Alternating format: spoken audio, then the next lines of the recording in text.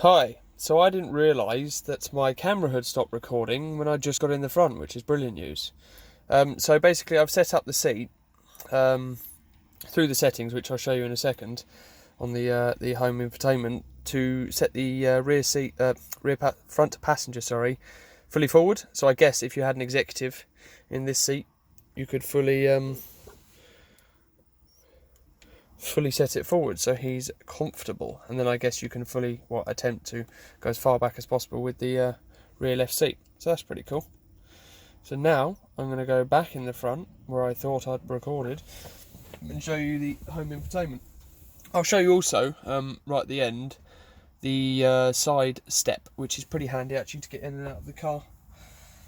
Oh, you've also got, while I'm in the rear, you've also got controls here to rear heated seats, which is pretty cool, and a 5-volt charger port, which is for a USB, and a lighter, two lighter sections as well. So it's pretty cool. There's a lot of gizmos in this car. It's well worth the money.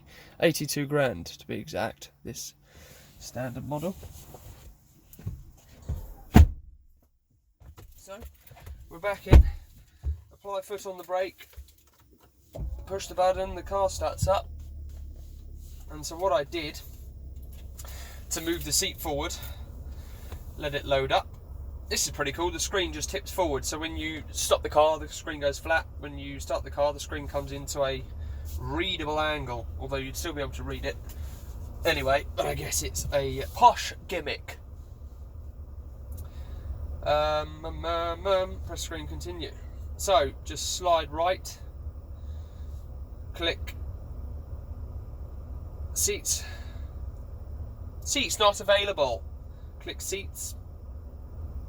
Why are seats not available? There, now seats are available, so that obviously shows it takes a little time to load up. And then so I've set it to executive mode, which I'm calling executive mode. It just says to move passenger seat away. Reset to upright, sorry, because I'd already put it set to away. So it's now moving it back. Here she comes. It's pretty cool actually, I must admit. Rather nice looking. This car have the edgeless mirrors, which seems to be happening in most new upper market cars, which it just looks so much better than when it has a plastic surround. It just seems a lot more expensive and a lot more classy. It's getting quite hot already. Full leather everywhere, leather dash. It's got a nice bit of squidge to it. Leather everywhere. It is a really nice car. So with the infotainment, there's a lot you can go through. I've connected my phone. I'm not connected it now, but I will connect it through Bluetooth. You can play your music. You can do lots of stuff. You can even go on the web, which I'm not going to, but if you wanted to, you could go on the internet.